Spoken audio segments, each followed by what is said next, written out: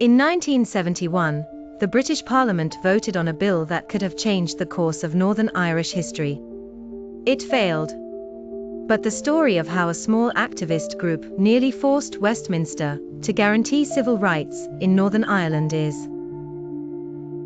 one of the most fascinating political campaigns you've ever heard of. This is the story of the forgotten Bill of Rights. By 1968, Northern Ireland was a powder keg. The Unionist-controlled Stormont government had systematically discriminated against Catholics and nationalists for decades.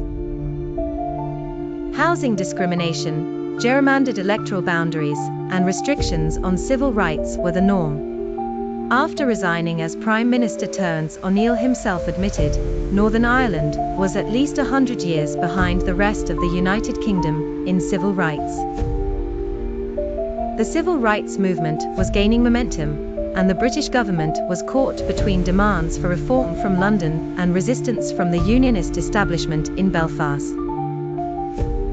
The Connolly Association, a small but determined organisation, had been working with Labour politicians for decades. Their solution?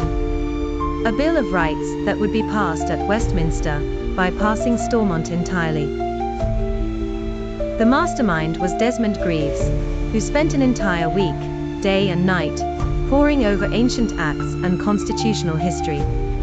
His goal was to, as one observer put it, crucify British legislators with their own dead nails.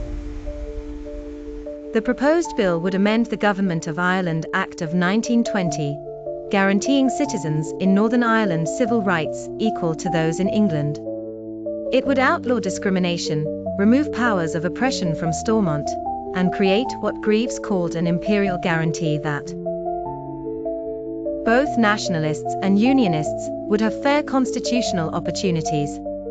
In August 1968, the Connolly Association's newspaper, the Irish Democrat, ran a bold front-page headline, "A Bill of Rights for 6 counties. We tell Harold Wilson what to do." And remarkably, it worked, sort of.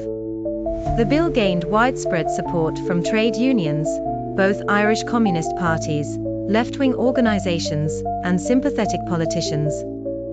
The Irish Sunday press called it real dynamite that would make an awful lot of things illegal for Stormont. Unionists were terrified. The newsletter warned of the civil rights threat of more free enclaves. The Daily Telegraph noted that if Ulster repudiated its civil rights undertakings, Britain would have no choice but to impose direct rule, causing acute embarrassment all around. By 1971, the campaign had attracted support from Amnesty International, universities, the UN, and organizations across the Atlantic. On May 12, 1971, Labour MP Arthur Latham introduced the bill in the Commons, while Lord Brockway simultaneously introduced it in the Lords.